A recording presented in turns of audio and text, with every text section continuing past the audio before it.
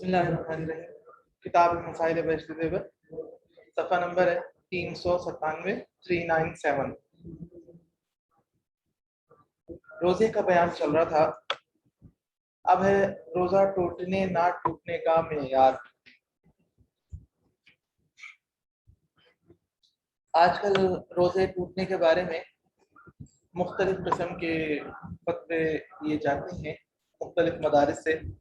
जिससे बाज़ औक़ात अवाम में कन्फ्यूजन पैदा हो जाती है और बाज़ औक़ात ऐसा भी होता है कि अपनी बात एक दूसरे को समझना समझाना थोड़ा सा दुश्वार लगता है। तो यहाँ पर इसके ज़ाब्ते वगैरह बयान किए गए और इसकी वजाहत थोड़ी है, तो हमें इससे सारी बात समझने में इंशाअल्लाह आसानी होगी। तो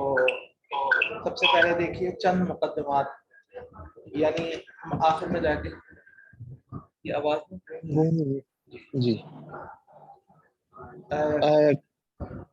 चंद चंद मुकद्दमात शरीयत के अहकाम का मदार उमूर पर नहीं है, जिनको मालूम करने के लिए बहुत कुछ तहकीकात और तदकीकात की जरूरत है। हमने अभी चांद देखने के बारे में रियाजी के हालात के बारे में पढ़ा था कि शरीयत ने सीधा साधा हुक्म देती है, हर उस बंदे को भी सामने रखती है कि जो आदमी सहरा का रहने वाला हो, और उसको भी मद्देनजर रखती है जो आदमी इधर का रहने वाला हो, किसी पहाड़ों के ऊपर रहने वाला हो।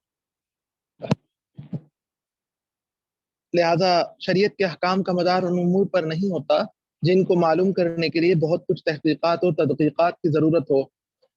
नमाज रोज़े के लिए औकात और महीने मालूम करने की खातिर इल्म फलकियात की बारीकियों का मुकल्लफ नहीं बनाया, बल्कि रोज़ों के लिए चांद की रोयत को मदार बनाया और नमाजों के लिए सूरज के तुलू और गुरूब और अशिया के साये को मदार बनाया। कि साये को हिसाब लगाते हैं कि साया कितना हो गया, तो उसके एतबार से एक मिसल हो गया, दो मिसल हो गया। हम नमाजों के बयान में पढ़ आए हैं, तो वहां से पता लगता है कि कौन सी नमाज का वक्त दाखिल हो गया। और ये ऐसे उमूर हैं कि हर जमाना, हर मुआशरा व मकाम के लोगों तक इन तक रसाई है। तो हदीस पाक में आता है, इन्नमल इफ्तारु मिम्मा दखला वलैसा मिम्मा खरजा, यानी रोजा उस चीज से टूटता है जो जिस्म में दाखिल हो, उस चीज से नहीं जो जिस्म से बाहर आए। अलबत्ता कहाँ से दाखिल हो, कहाँ से दाखिल ना हो, उसकी तफसील आगे आ रही है। हदीस पाक में आता है कि रसूलुल्लाह सल्लल्लाहु अलैहि वसल्लम रोजे में सुरमा लगाया करते थे। ये बात मुशाहदा में है कि सुरमे के कुछ ज़र्रात हलक तक पहुंच जाते हैं। सुरमा अगर बहुत तेज हो, उसका जायका तेज हो, तो वो हलक तक आपको महसूस हो जाता है, लेकिन वो एक ऐसी नली नेज़ोलैक्रिमल डक्ट के जरिए तक पहुंचते हैं जो आम हालत में एक मसाम की तरह तंग होती है। हमारा जिस्म उसकी सारी जिल्द खाल हमारी मसामों वाली है, यानी अंदर से कुछ छन के बाहर भी आ सकता है और बाहर से छन कर अंदर भी जा सकता है, लेकिन वो इतना मामूली सा होता है कि यूं समझे कि ना हो कि उसका यानी सुराख ना खुले होने के बराबर है। उसको मसाम से ताबीर करते हैं। जो आम हालत में, तो ये नेज़ो लैक्रिमल डक्ट, ये नली आम हालत में एक मसाम की तरह तंग होती है। रसूलुल्लाह सल्लल्लाहु अलैहि वसल्लम के इस अमल से मालूम हुआ कि जो शय मसाम के जरिए जिस्म में दाखिल हो, उससे रोजा नहीं टूटता। जो शय हमारे मसामों के जरिए से, जिल्द सारी हमारी मसामदार है, हम जिल्द में कोई चीज दाखिल करते हैं तो ये मसाम के जरिए से दाखिल करना है। एक और हदीस में इस तरह से आया है, इन्नमल वुज़ू मिम्मा खरजा वलैसा मिम्मा दखला वल फित्रु फिस्सौम मिम्मा दखला वलैसा मिम्मा खरजा, यानी वुज़ू उस चीज से टूटता है जो जिस्म से बाहर आए, उससे नहीं जो जिस्म में दाखिल हो, जबकि रोजा उस चीज से टूटता है जो जिस्म में दाखिल हो, उससे नहीं जो जिस्म से बाहर आए। दोनों एक दूसरे के मुकाबिल हैं, वुज़ू और रोजा। तकाबुल का तकाजा ये है कि जिन कुदरती रास्तों से कोई चीज जिस्म से बाहर आती है, उन्हीं रास्तों से कोई चीज अगर जिस्म के अंदर चली जाए तो रोजा टूट जाएगा। कुदरती रास्तों से बाहर आने से पहले وہ چیز کسی جوف کیوٹی میں ہوتی ہے، خواہ وہ آنتوں کا جوف ہو یا مثانے کا ہو یا رحم کا ہو یا کان کا ہو، داخل ہونے پر بھی شے کسی جوف میں ہی داخل ہوگی۔ دیکھیے اللہ تعالیٰ نے ہمارے جسم کو اس طرح کا بنایا ہے، یہ جو طب والے حضرات ہیں وہ تو بہتر طریقے سے اس مسئلے کو سمجھتے ہیں کہ جو قدرتی راستے ہیں ہمارے، جیسے شرمگاہ کے راستے ہو گئے، پیشاب کے والے راستے ہو گئے، دوسرے راستے ہو گئے، یہاں سے پہلے چیز اندر جاتی ہے تو اندر جا کر کیوٹی، ایک جوف، خلا، یعنی ایک خالی جگہ سی ہوتی ہے جہاں پہ جا کر وہ چیز ٹھہرتی ہے، یوں سمجھ لیں کہ ٹھہرتی ہے۔ پھر آگے جسم کے اندر آگے جائے یا نہ جائے وہ ایک علیحدہ مسئلہ ہوتا ہے، لیکن کیوٹی کے اندر، جوف کے اندر، خلا کے اندر جا کر پہلے وہ چیز جاتی ہے، تھوڑا راستہ کھلا ہو یا تنگ ہو تو وہ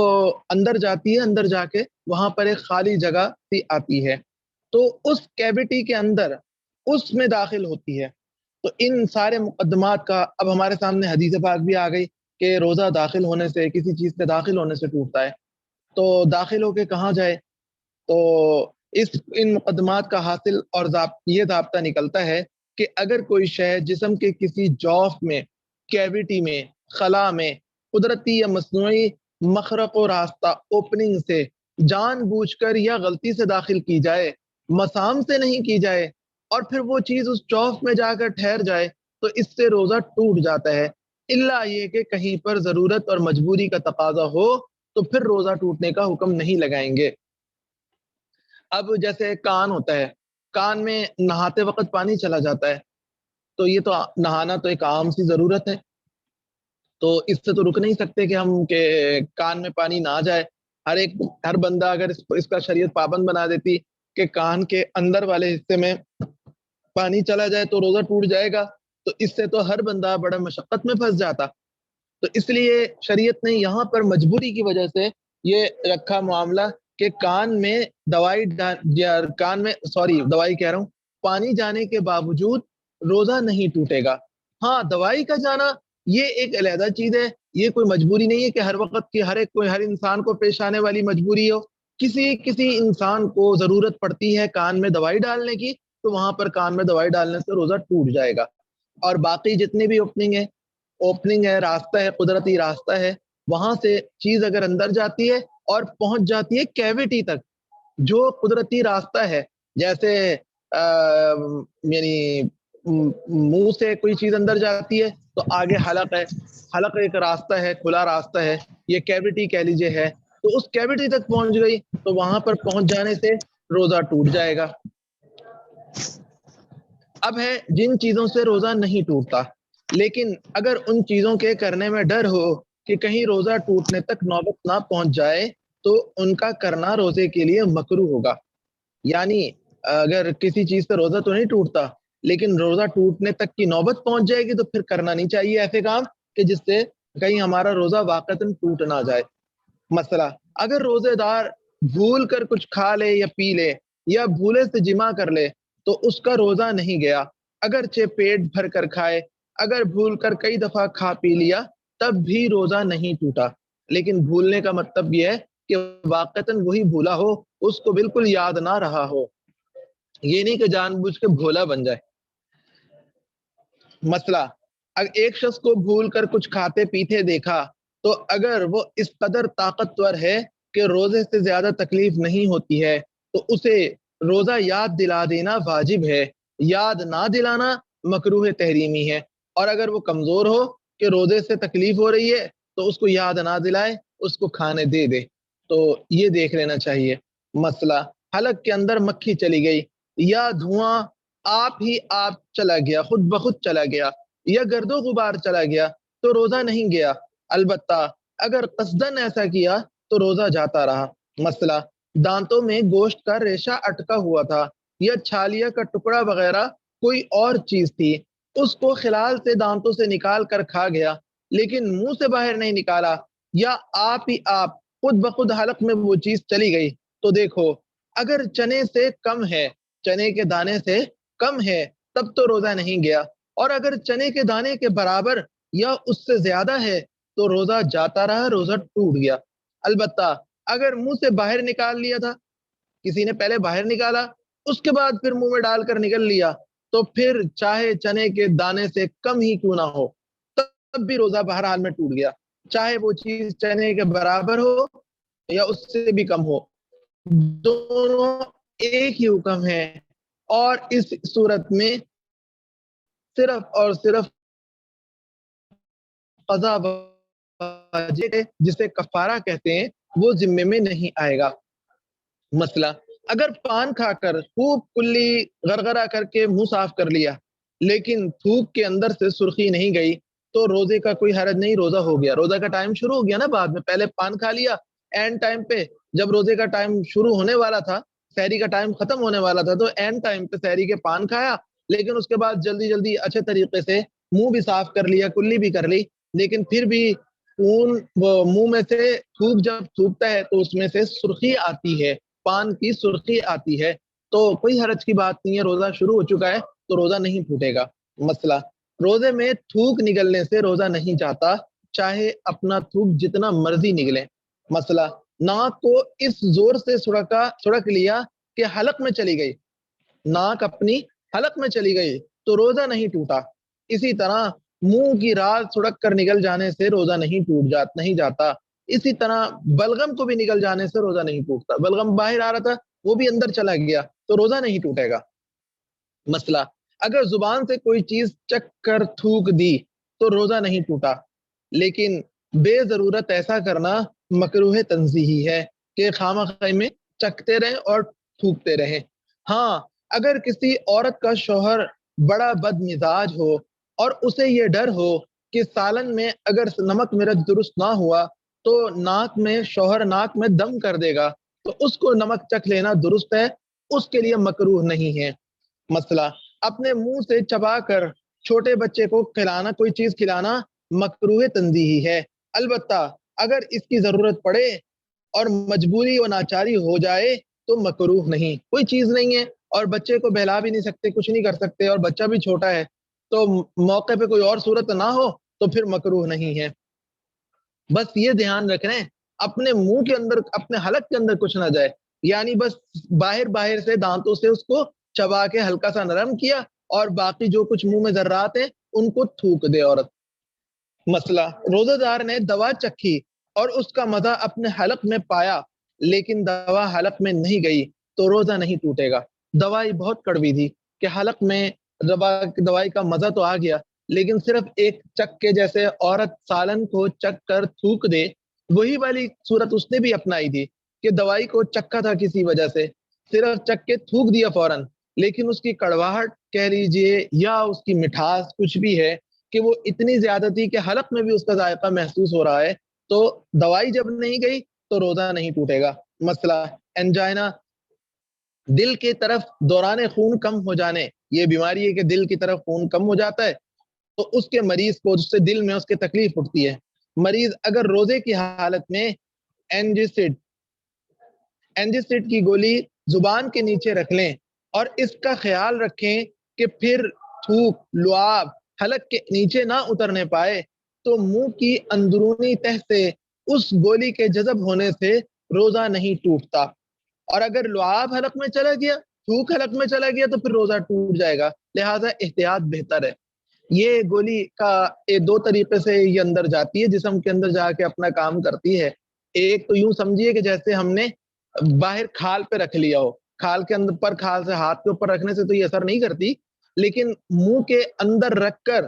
تھوک نہیں حلق میں جا رہا تو وہ یوں ہی جذب ہوتی ہے اندر اور پھر وہاں سے وہ اپنا کام کرتی ہے، تو یہ ایسے ہی ہو گیا جیسے ہمارے ہاتھ کی کھال کے اوپر کوئی چیز رکھ دی جائے اور وہ اندر جسم میں جذب ہو کر اپنا کام کرے، تو ایسی صورت میں تو روزہ نہیں ٹوٹے گا۔ ہاں، تھوک کے ساتھ اندر جا رہا ہے، تھوک اندر چلا جائے گا تو تھوک میں دوائی کے ذرات ہوں گے تو اس سے روزہ ٹوٹ جائے گا، لہٰذا اگر کسی مریض کو اچانک ضرورت پڑ جائے تو وہ اینجیسڈ کی گولی، انجائنا کی گولی رکھ سکتا ہے، زبان کے نیچے رکھنے والی گولی، لیکن اس میں وہ اس بات کا خیال رکھے کہ ذرا سا بھی تھوک بنے تو اس تھوک کو باہر تھوک دے، منہ کے اندر حلق کے اندر لے کر نہ جائے، تو ایسی صورت میں روزہ نہیں ٹوٹے گا، لیکن بلا وجہ پھر بھی احتیاط کرنی چاہیے تاکہ کہیں بلا وجہ روزہ نہ ٹوٹ جائے۔ مسئلہ، منہ میں دوا لگانا شدید ضرورت کے وقت جائز ہے اور بلا ضرورت مکروہ تنزیہی ہے. اور اگر دوائی پیٹ کے اندر چلی جائے تو اس سے روزہ ٹوٹ جاتا ہے. اور اگر کسی نے دوائی لگانے کے باوجود منہ کے اندر دوائی لگانی پڑ گئی تھی اور یہاں بھی وہی ضابطہ کہ وہ مسلسل تھوک کو باہر پھینکتا رہا, اندر حلق میں نہیں لے کے گیا, یا کسی بھی طرح سے دوائی اندر اس نے اہتمام کیا نہیں گئی, تو روزہ نہیں ٹوٹے گا. ہاں اگر چلی جائے گی کسی بھی وجہ سے تو روزہ ٹوٹ جائے گا. مسئلہ, کوئلہ چبا کر دانت صاف کرنا اور منجن یا پیسٹ سے دانت صاف کرنا مکروہ ہے. بعض لوگ کوئلے کو بھی یہ دانتوں کی صفائی کے لیے استعمال کرتے ہیں. تو اسی طرح سے منجن یا پیسٹ سے دانت صاف کرنا مکروہ ہے. اور اگر اس میں سے کچھ حلق میں اتر جائے گا, کوئی بھی چیز تھوک کے ذریعے سے حلق میں اتر گئی یا ویسے ہی چلی گئی, تو روزہ جاتا رہے گا. اور مسواک سے دانت صاف کرنا درست ہے, چاہے مسواک سوکھی ہو, پرانی ہو یا تازی ہو اور اسی وقت توڑی ہو. اگر نیم کی مسواک ہے تو اس کا کڑوا پن منہ میں معلوم ہوتا ہے, کڑوی بہت ہوتی ہے تو حلق میں اس کا کڑوا پن بھی معلوم ہوگا, تب بھی مسواک مکروہ نہیں ہے. مسواک کا ریشہ اتفاق سے سانس کے ساتھ اندر چلا جائے تو اس سے روزہ نہیں ٹوٹے گا. مسواک کی اجازت ہے, یہ مسواک کا حکم علیحدہ ہے, پیسٹ وغیرہ کا یا اس کا حکم یہ نہیں ہے. مسواک کی تو صورت ایسے ہی ہو گئی جیسے ہم نے یعنی خالی برش, نیا برش جو ہوتا ہے جس میں پیسٹ کے ذرات نہیں ہوتے, وہ پھیر لیا جائے. مسئلہ, رات کو نہانے کی ضرورت ہوئی کسی شخص کو مگر اس نے غسل نہیں کیا تھا, تو ٹائم تھوڑا تھا, اس نے سحری کھا لی, سحری کھا کے روزے کا ٹائم شروع ہو گیا, بعد میں غسل کرتا ہے تب بھی روزہ ہو گیا. بلکہ اگر کوئی شخص دن بھر بھی نہ نہائے, نمازوں میں سستی بھی کرے اور نہاتا نہیں ہے لیکن روزہ رکھ لیتا ہے, تو تب بھی روزہ ہو جائے گا. البتہ اس کا گناہ علیحدہ ہوگا, نمازیں بھی چھوڑنے کا گناہ ہوگا, اور نماز کے ٹائم تک بھی ایک نماز کا ٹائم بھی نکال دے اور غسل نہ کرے تو اس کا بھی گناہ علیحدہ سے ہوگا. مسئلہ, کسی بھی قسم کا ٹیکا خواہ وہ عضلاتی ہو یا بریدی ہو لگانے سے روزہ نہیں ٹوٹتا. ٹیکے دو طرح سے لگائے جاتے ہیں نا, ایک گوشت میں کھال میں لگاتے ہیں اور ایک رگوں میں لگاتے ہیں. تو وہ رگ والا ہو یا کھال والا ہو, کسی سے بھی روزہ نہیں ٹوٹتا. یہاں تک کہ اگر کسی طبی ضرورت کی وجہ سے گلوکوز کی بوتل ڈرپ بھی لگوانی چڑھائی جائے تب بھی روزہ نہیں ٹوٹتا.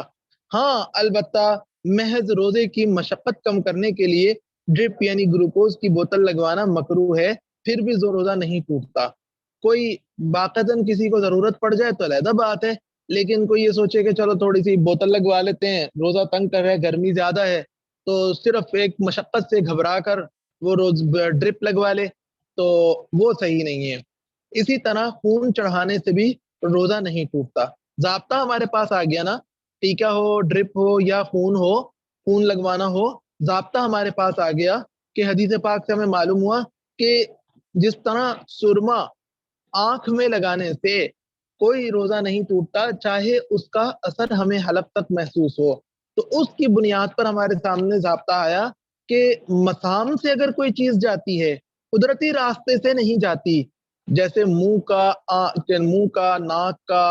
اور کان کا, پیشاب کی نالی کا, پیشاب کا راستہ یا پخانے کا راستہ قدرتی راستے ہیں. ان قدرتی راستوں سے کوئی چیز نہیں جا رہی, ان کے علاوہ ہم کسی راستے سے اندر کوئی چیز گھسا رہے ہیں, یعنی سوری کے ذریعے سے گھسا رہے ہیں, تو یہ روزے ٹوٹنے کے, اس سے روزے میں کوئی حرج نہیں آتا. مسئلہ, فسد کھلوانا, وینی سیکشن اور کسی مریض کے لیے خون دینا, بلڈ ڈونیشن سے بھی روزہ نہیں ٹوٹتا. یہ فسد کھلوانا جیسے ہجامہ لگوانا ہوتا ہے, وہ بھی خون یعنی اس کو نکالتے ہیں, تو اس سے بھی روزہ نہیں ٹوٹتا. یہ بھی اندر داخل ہونے والی تو کوئی چیز ہی نہیں ہوتی اس میں تو ویسے بھی.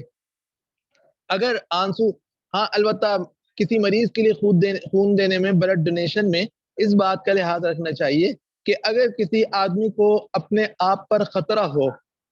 کہ میں نے خون دیا روزے کی حالت میں, تو عین ممکن ہے کہ میری طبیعت بگڑ جائے. بعض اوقات بعض لوگوں کی طبیعت بگڑ جاتی ہے خون دیتے وقت, تو ان کو فوراً پھر ڈاکٹر کچھ کھلاتے ہیں, ان کو نمک وغیرہ چٹاتے ہیں, کوئی اس طرح سے چیز یا دوائی دیتے ہیں, یا کچھ کھانے پینے کو کہتے ہیں, فوراً کوئی جوس وغیرہ پینے کو کہتے ہیں, تاکہ ان کا جو بلڈ پریشر ایک دم ڈاؤن ہوا ہے وہ بہتر ہو جائے۔ تو اگر کسی کو یہ ڈر ہو کہ میرے ساتھ ایسا ہو جاتا ہے یا مجھے ایسا ہو جانے کا ڈر ہے، تو ایسے شخص کو روزے کی حالت میں اس ٹائم میں خون نہیں دینا چاہیے۔ کہیں ایسا نہ ہو کہ ایک دم طبیعت خراب ہو جائے اور پھر فوراً اس کی اپنی جان بچانے کے لیے اس کو کچھ کھانا پینا پڑ جائے، تو کھانا پینا پڑ جائے تو اپنے ہاتھوں ایسا کام کیا جس سے روزہ ٹوٹ جائے گا۔ یہ علیحدہ مسئلہ ہے کہ اس میں قضا آئے گا نہیں، صرف قضا آئے گی یا کفارہ آئے گا نہیں آئے گا، لیکن اپنے روزے کو خطرے میں ڈالنا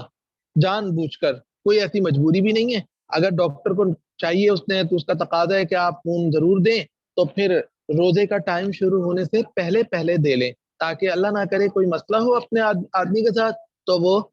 پہلے ہی کور ہو جائے، روزہ نہ توڑنا پڑے۔ مسئلہ اگر آنسو یا پسینے کا ایک آدھا قطرہ منہ میں چلا خود بخود چلا گیا اور نمکینی محسوس ہوئی تو روزہ نہیں ٹوٹا، لیکن اگر اتنی زیادہ مقدار میں چلا گیا، اتنی زیادہ مقدار میں آنسو یا پسینہ منہ میں گیا کہ پورے منہ میں نمکینی محسوس ہوئی اور پھر اس کو نگل لیا تو روزہ ٹوٹ گیا۔ مسئلہ دن کو سرما لگانا، تیل لگانا، خوشبو سونگھنا سب درست ہے، اس سے روزے میں کچھ نقصان نہیں آتا، چاہے جس وقت ہو، بلکہ اگر سرما لگانے کے بعد تھوک یا رینٹ، ناک کی رینٹ میں یا بلغم کی رینٹ میں سرمے کا رنگ دکھائی دے تو بھی روزہ نہیں گیا، نہ مکروہ ہوا۔ مسئلہ آنکھ میں دوا ڈالنے سے روزہ نہیں ٹوٹتا، اگرچہ دوا کا ذائقہ حلق میں محسوس بھی ہو۔ مسئلہ آپ ہی آپ خود بخود قے ہو گئی، خود بخود قے ہو گئی، خواہ تھوڑی ہوئی یا زیادہ، یعنی منہ بھر کر ہوئی ہو، پھر خواہ وہ منہ سے باہر نکل آئی ہو یا خود بخود ہی حلق کے اندر چلی جائے، روزہ نہیں ٹوٹتا۔ قے جتنی مرضی ہو، اندر جائے کر انگلیاں مار مار کے قے کی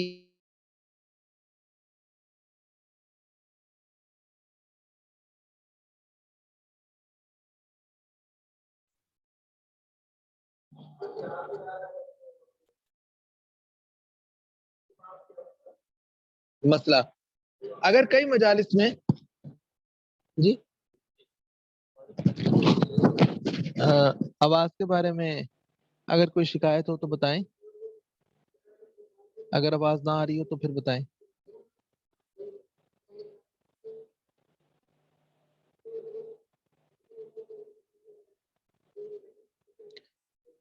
مسئلہ اگر کئی مجالس میں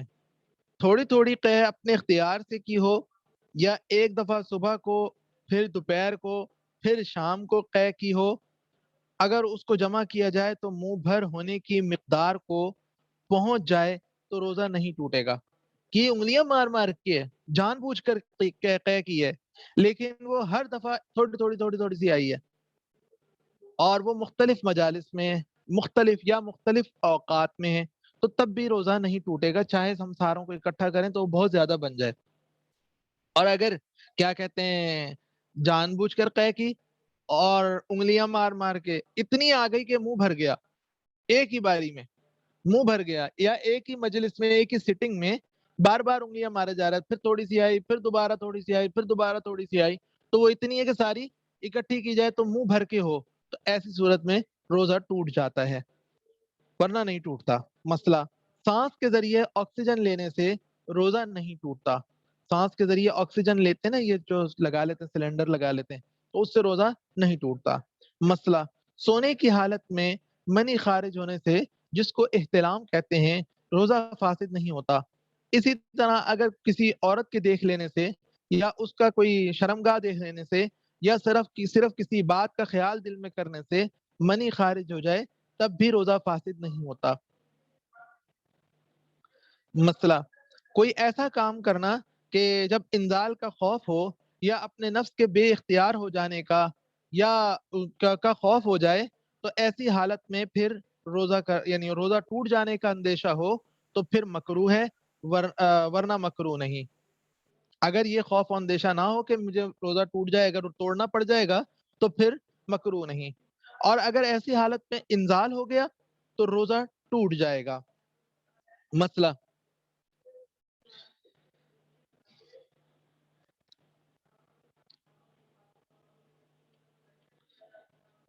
اس کا خلاصہ یہ ہے کہ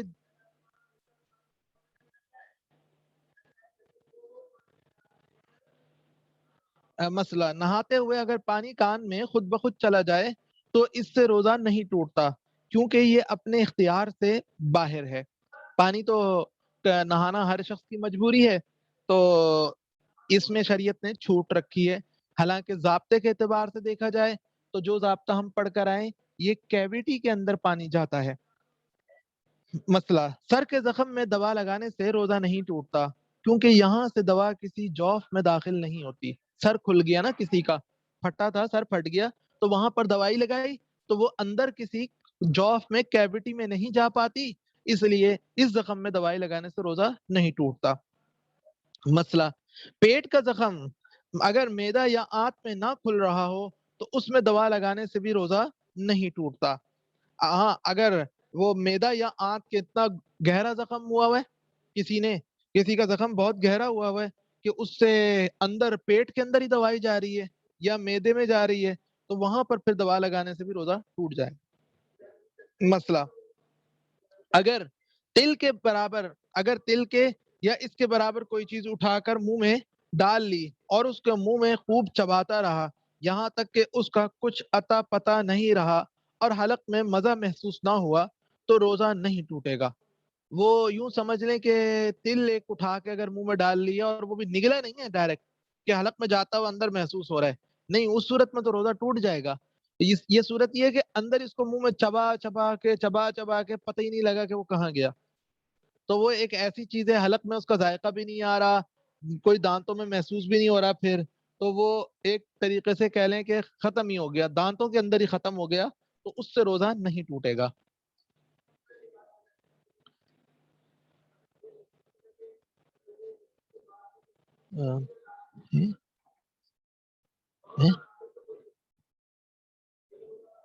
ہم یہیں پر ہی